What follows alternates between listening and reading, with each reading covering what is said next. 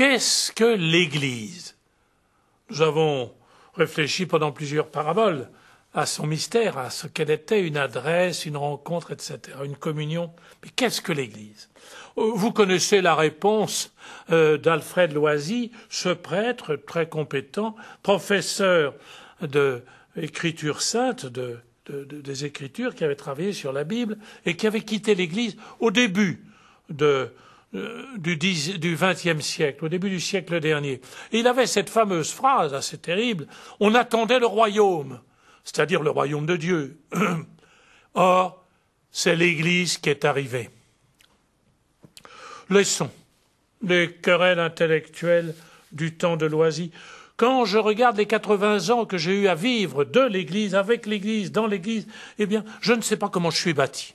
Figurez-vous que je n'ai que des souvenirs grandioses, heureux, humbles, mais pleins de bonheur caché, secret.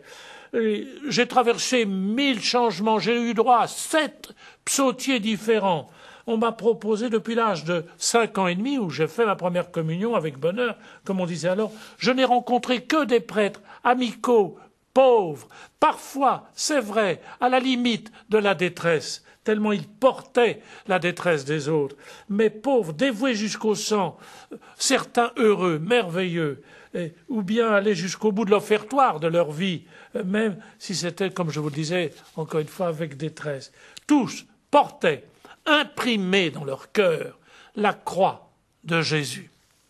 Qu'est-ce que l'Église? Eh bien, nous allons procéder par comparaison, et ce sera le titre de la parabole d'aujourd'hui. L'Église, une entreprise ou une famille? Je dis bien, répétons-nous bien, une entreprise ou bien une famille. En 1793, en plein moment de la terreur, sous la Révolution française, la Convention avait prévu de consacrer les 5 derniers jours de l'année républicaine à des valeurs sociales. Et parmi ces valeurs, la première, l'intelligence. Elle avait même prévu d'organiser pendant cette période une fête de l'intelligence. Mais Robespierre, par une certaine gêne, avait proposé un amendement et la suppression du terme intelligence au profit du terme vertu. On ferait une fête de la vertu qui précéderait la fête du génie. Je vous avoue que devant ce programme, j'aurais craint. J'aurais eu beaucoup de crainte. Je ne suis pas du tout sûr, moi, d'être capable d'être honoré par une fête de la vertu ou une fête du génie. Oh là là là là, mon Dieu. Et peu de monde, si on appliquait ça à n'importe quelle administration, à commencer par l'Église, je ne suis pas sûr qu'il y ait tellement de candidats qui réussiraient l'examen de la vertu. Quand l'Église sera-t-elle une université où tout serait programmé merveilleusement de la culture et du génie? Quand sera-t-elle cette entreprise agencée avec l'ordre de la raison et d'un marketing parfait? Quand sera-t-elle enfin ce parti des purs ou des héros? Voilà. Écoutez ce qu'un prophète, un révolutionnaire, prophète du bonheur, il a voulu réintroduire en Occident le bonheur. C'était le compagnon de Robespierre, l'orateur fameux Saint-Just. Et voilà ce qu'il écrit dans les fragments sur les institutions républicaines. Certains partis ne diraient peut-être pas autre chose aujourd'hui. Voilà ce qu'il écrit. Les enfants appartiennent à leur mère jusqu'à l'âge de 5 ans, si elle les a nourris, et à la République, ensuite, jusqu'à la mort. On élève les enfants dans l'amour du silence et le mépris des rhéteurs, c'est-à-dire de ceux qui font des discours. Ils sont formés au laconisme du langage. On doit leur interdire les jeux où ils se déclament et les accoutumer à la vérité, simple.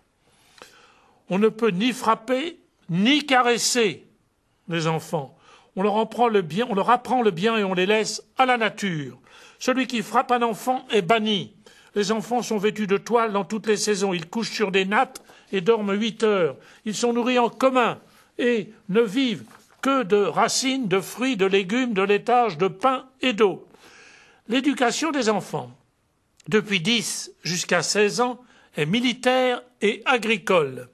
Tout homme âgé de 21 ans est tenu de déclarer dans le temple quels sont ses amis. Et si un homme quitte un ami, il est tenu d'en expliquer les motifs devant le peuple. S'il refuse, il est banni.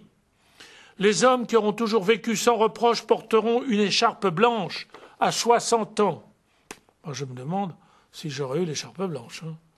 Le plus vieux d'une commune est tenu de se montrer dans le temple tous les 10 jours et d'exprimer son opinion sur la conduite des fonctionnaires. Oh là là. Tel est le programme de Saint-Just au nom du bonheur.